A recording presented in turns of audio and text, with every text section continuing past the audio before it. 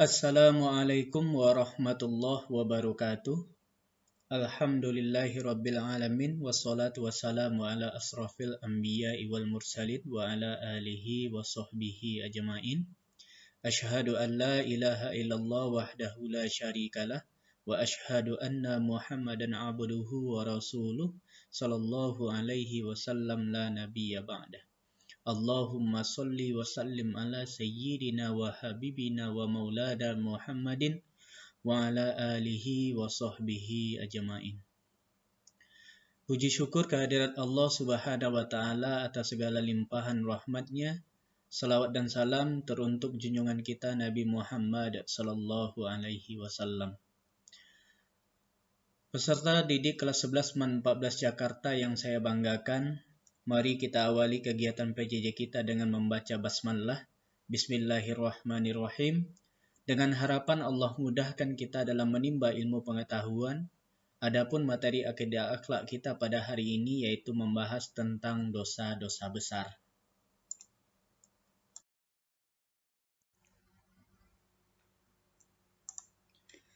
Pada pertemuan sebelumnya, kita sudah bahas beberapa perbuatan dosa, di antaranya mengkonsumsi khamar, berjudi, dan mencuri.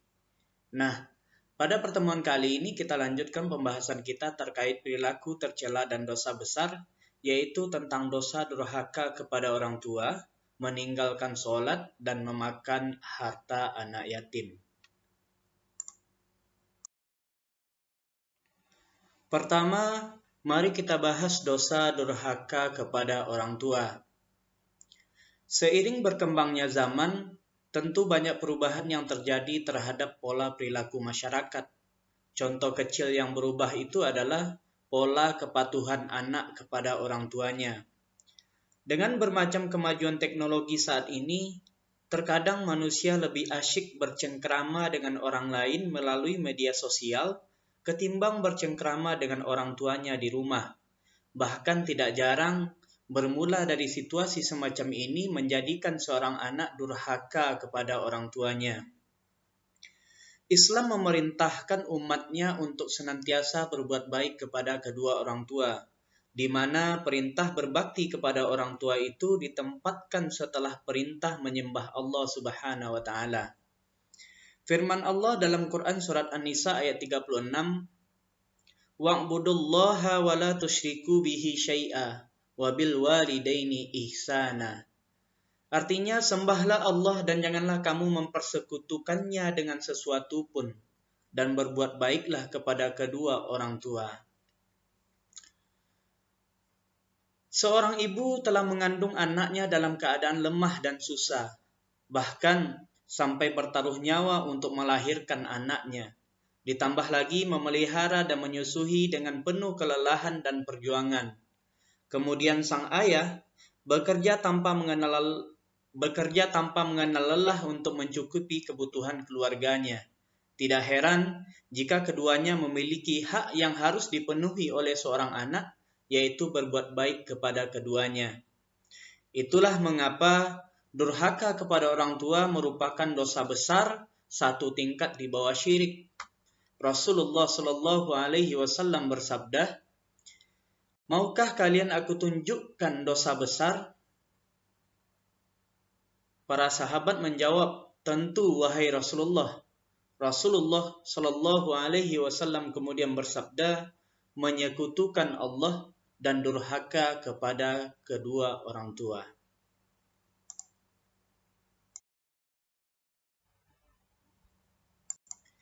Adapun bentuk perbuatan durhaka kepada orang tua itu diantaranya, pertama, mengucapkan perkataan yang menunjukkan tidak suka seperti atau semacamnya, membentak atau bersuara keras kepada orang tua. Allah Subhanahu wa taala berfirman dalam Quran surah Al-Isra ayat 23, "Fala taqul lahuma uffin wa la tanharhuma wa qul lahuma qawlan karima." Maka sekali-kali janganlah kamu mengatakan kepada keduanya perkataan dan janganlah kamu membentak mereka, dan ucapkanlah kepada mereka perkataan yang mulia. Yang kedua, bermuka masam atau cemberut, memandang sinis dan menatap tajam pada orang tua adalah bentuk kedurhakaan. Rasulullah Shallallahu Alaihi Wasallam bersabda, tidak disebut manusia berbakti orang yang melihat orang tuanya dengan tatapan tajam. Hadis riwayat Al-Baihaqi. Yang ketiga, membuat sedih orang tua dan memberatkan orang tua dengan banyak permintaan, serta malu mengakui mereka sebagai orang tua. Rasulullah Shallallahu Alaihi Wasallam bersabda, seorang yang menyebabkan kedua orang tuanya menangis sedih adalah perilaku durhaka dan dosa besar. Hadis riwayat Bukhari. Yang keempat, mencaci maki dan mengutuk orang tua baik secara langsung maupun tidak langsung. Rasulullah Shallallahu Alaihi Wasallam bersabda, di antara dosa besar adalah caci maki seorang kepada bapak ibunya. Ya Rasulullah, adakah orang yang mencaci maki bapak ibunya?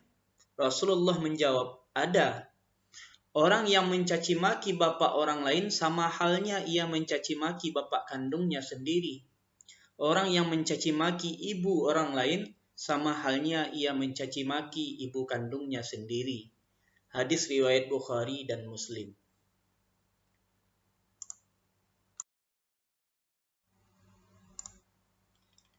Yang kelima, menelantarkan orang tua ketika keduanya atau salah satunya lanjut usia, yaitu di masa mereka membutuhkan anaknya. Rasulullah Shallallahu Alaihi Wasallam bersabda, celakalah orang yang diberi kesempatan Allah hidup bersama kedua orang tuanya yang lanjut usia, tapi dia tidak bisa masuk surga. Hadis riwayat Muslim. Maksudnya adalah orang tersebut tidak berbuat baik, bahkan durhaka kepada kedua orang tuanya yang menyebabkan ia masuk neraka dan terhalang masuk surga. Yang keenam, bagi laki-laki yang sudah menikah, lebih mementingkan istri daripada orang tua merupakan bentuk kedurhakaan.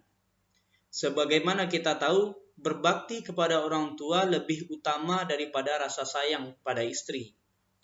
Abdullah ibnu Umar meriwayatkan, aku memiliki istri yang sangat aku cintai, akan tetapi ayahku tidak menyukai istriku itu. Ayahku berkata, ceraikan dia.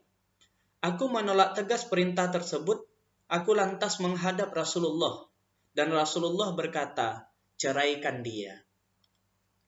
Hadis ini mengindikasikan bahwasannya berbakti kepada kedua orang tua lebih utama daripada rasa sayang kita kepada istri.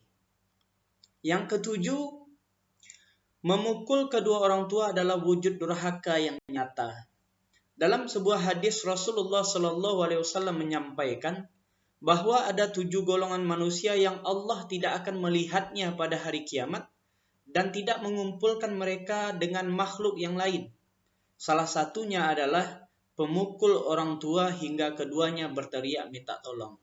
Hadis riwayat Al-Baihaqi. Yang kedelapan, membunuh orang tua adalah bentuk kedurhakaan paling besar.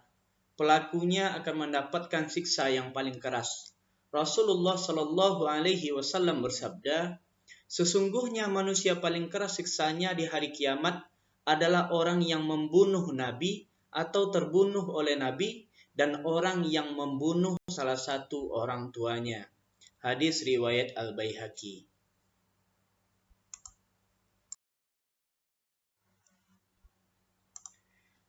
Sebagai salah satu dosa besar, tentu durhaka kepada orang tua memberikan dampak buruk terhadap pelakunya. Di antaranya, pertama, orang yang durhaka kepada kedua orang tuanya akan dibenci oleh Allah Subhanahu wa taala.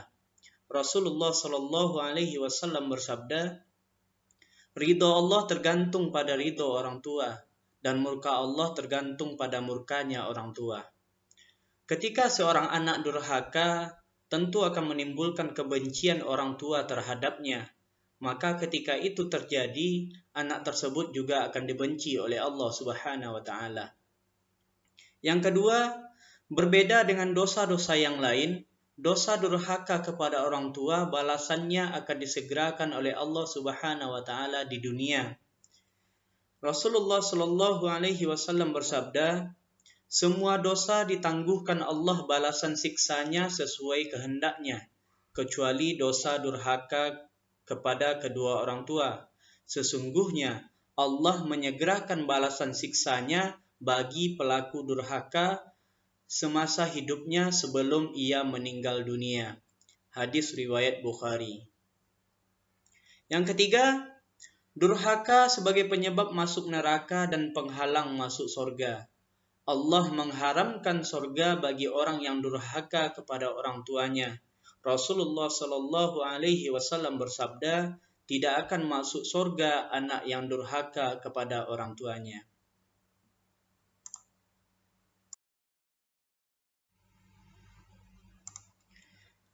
Lantas pertanyaannya adalah, apakah Allah menerima taubat seseorang yang durhaka kepada kedua orang tuanya?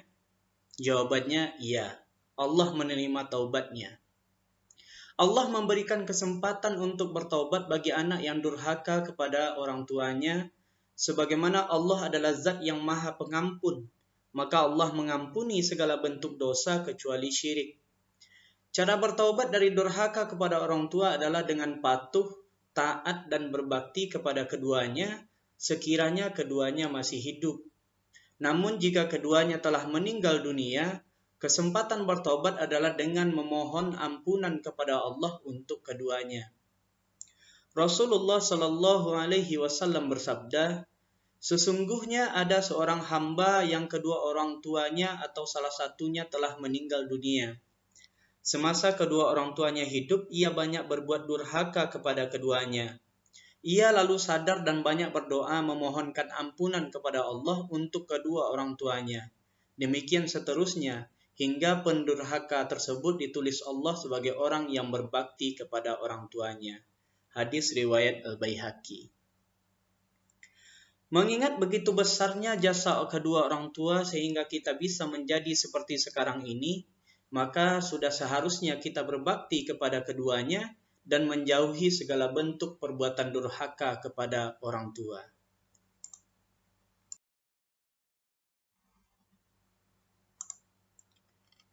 Berikutnya mari kita bahas tentang dosa meninggalkan sholat.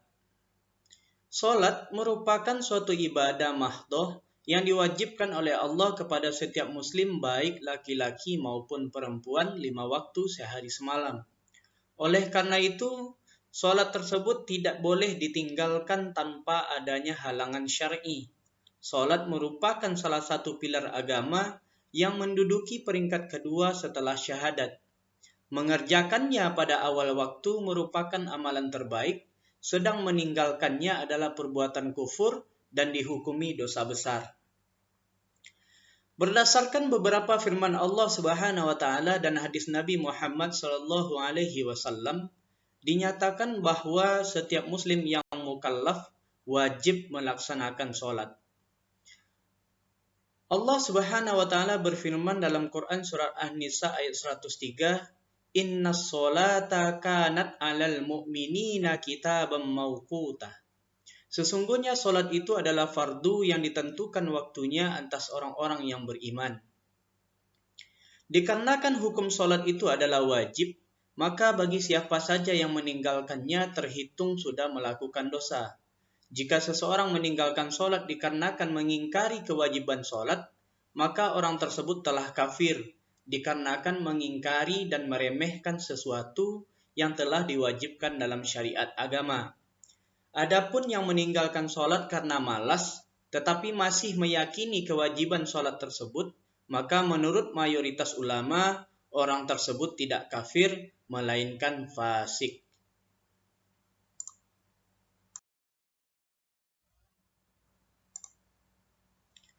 Sebagai upaya agar kita tidak terjerat perilaku meninggalkan sholat, maka perlu kita pahami kembali kedudukan sholat dalam Islam. Pertama, sholat merupakan salah satu rukun Islam dan merupakan kewajiban terbesar setelah syahadat. Rasulullah Shallallahu alaihi wasallam bersabda, Islam dibangun atas 5 perkara. bersaksi bahwa tiada Tuhan selain Allah, dan bersaksi bahwa Muhammad itu adalah utusan Allah, mendirikan sholat, menunaikan zakat, haji ke Baitullah, dan berpuasa di bulan Ramadan. Yang kedua, sholat adalah tolak ukur amal, yang berarti bahwa kualitas amal seseorang ditentukan oleh sholatnya. Hal ini seperti yang disebutkan dalam hadis Rasulullah yang diriwayatkan Abu Daud dan Tirmizi. Rasulullah Shallallahu Alaihi Wasallam bersabda, hal pertama yang akan dihisab kelak di hari pembalasan adalah sholat. Apabila baik sholatnya, maka akan baik pula amal-amal lainnya. Dan apabila sholatnya rusak, maka akan rusak pula amal-amal lainnya. Yang ketiga, sholat adalah tiang agama. Hal ini disebutkan dalam hadis Rasulullah yang diriwayatkan oleh Baihaqi. Sholat itu adalah tiang agama. Maka barang siapa mendirikannya, maka sungguh ia telah mendirikan agama. Dan barang siapa meninggalkannya, maka sungguh ia telah merubuhkan agama. Sholat juga merupakan kunci surga. Miftahul jannatis sholah. Kunci surga itu adalah sholat.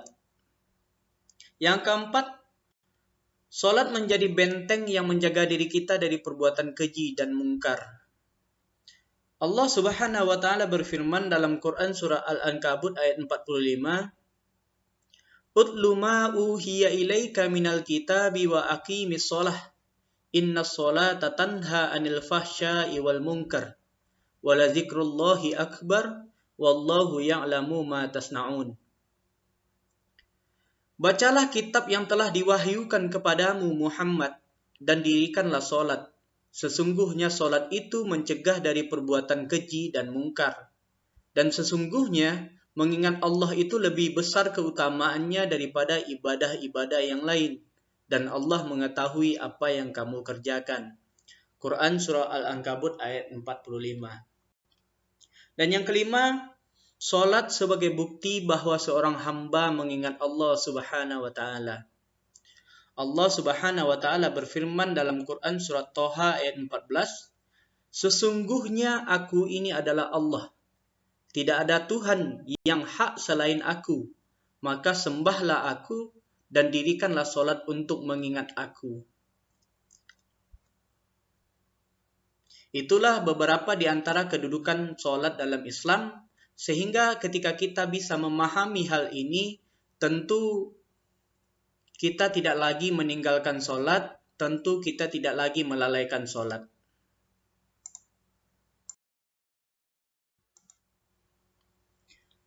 Betapa pentingnya kedudukan sholat dalam Islam, tentu meninggalkannya termasuk dosa besar yang mesti tidak kita lakukan. Meninggalkan sholat akan membawa seseorang pada kesesatan. Orang yang melaksanakan sholat akan mendapatkan petunjuk dari Allah Subhanahu wa ta'ala, sedang orang-orang yang meninggalkannya akan mendapatkan kesesatan.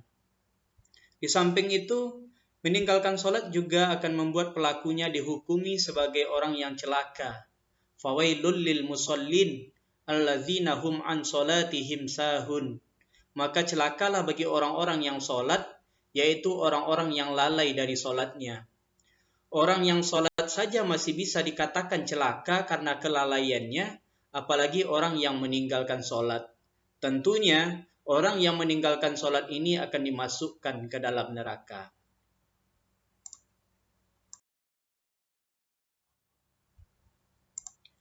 Selanjutnya, kita bahas dosa memakan harta anak yatim. Yatim diartikan anak yang ditinggal mati oleh ayahnya dalam keadaan belum dewasa atau baligh. Pada dasarnya, mengurus anak yatim merupakan kewajiban bagi setiap orang yang paling dekat dengannya. Apabila salah seorang di antara yang terdekat itu sudah mengurus anak yatim dengan sebaik-baiknya, maka gugurlah kewajiban itu bagi orang yang lainnya. Karena mengurus anak yatim hukumnya fardu kifayah. Apabila telah ada yang mengurusnya, maka yang lain terbebas dari kewajiban.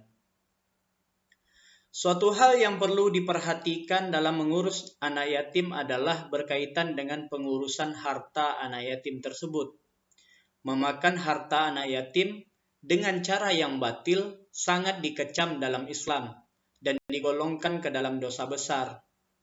Di antara kewajiban wali terhadap anak yatim yang menjadi tanggungannya adalah mengurusnya dan mengurus hartanya dengan baik.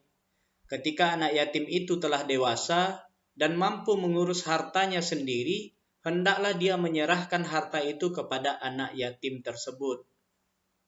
Allah Subhanahu wa taala berfirman dalam Quran surah Al-Isra ayat 34, "Dan janganlah kamu mendekati harta anak yatim kecuali dengan cara yang lebih baik sampai ia dewasa." Dan penuhilah janji, sesungguhnya janji itu pasti diminta pertanggungjawabannya. Quran surah Al-Isra ayat 34.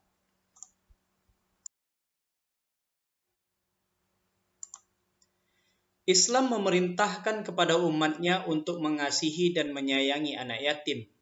Bahkan Rasulullah Shallallahu Alaihi Wasallam menyebutkan dalam hadisnya bahwa orang yang memelihara anak yatim akan dimasukkan ke dalam sorga. Namun ketika seseorang menghardik anak yatim, maka ia termasuk pendusta agama. Ara'aital ladzi yukadzibu biddin fadzalikal ladzi yad'ul yatim. Tahukah kamu orang yang mendustakan agama? Itulah orang-orang yang menghardik anak yatim.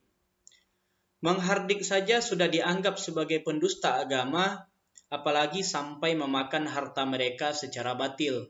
Tentu akan memberikan dampak buruk terhadap pelakunya. Di antara dampak tersebut adalah, pertama, diancam masuk neraka. Memakan harta anak yatim dengan cara yang batil diibaratkan seperti orang yang mengisi perutnya dengan api, dan di akhirat akan dimasukkan ke dalam neraka yang apinya menyala-nyala. Sebagaimana firman Allah, "Sesungguhnya orang-orang yang memakan harta anak yatim secara zalim, sebenarnya mereka itu menelan api sepenuh perutnya, dan mereka akan masuk ke dalam api yang menyala-nyala." Quran surah An-Nisa ayat 10. Yang kedua, tergolong orang yang melakukan dosa besar.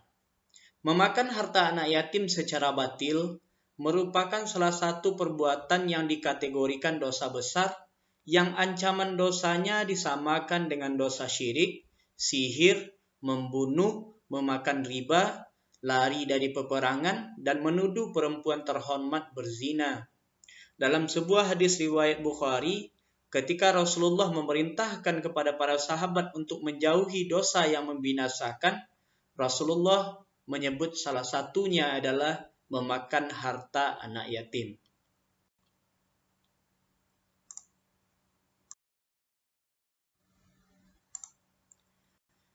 Tentu perbuatan memakan harta anak yatim atau mengambil harta anak yatim secara batil ini perlu kita hindari. Karena hal ini tidak sesuai dengan apa yang diperintahkan dalam syariat agama. Agama memerintahkan untuk menyantuni, mengasihi, dan menyayangi anak yatim, bukan malah sebaliknya. Banyak sekali keutamaan yang bisa kita dapatkan ketika kita mengasihi dan menyayangi anak yatim. Rasulullah Shallallahu Alaihi Wasallam bersabda, "Bila engkau ingin hati menjadi lembut dan damai serta keinginan yang baik tercapai, maka sayangilah anak yatim, usaplah kepalanya, dan berilah dia makanan seperti yang engkau makan. Bila itu engkau lakukan, hatimu akan tenang, lembut, serta keinginanmu yang baik akan tercapai." Hadis riwayat Tabrani.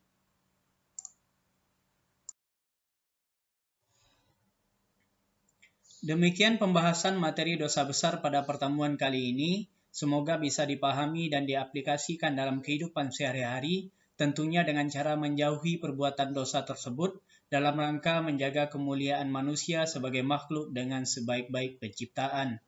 Kita akhiri dengan membaca hamdalah. Alhamdulillahirabbil alamin. Wassalamualaikum warahmatullahi wabarakatuh.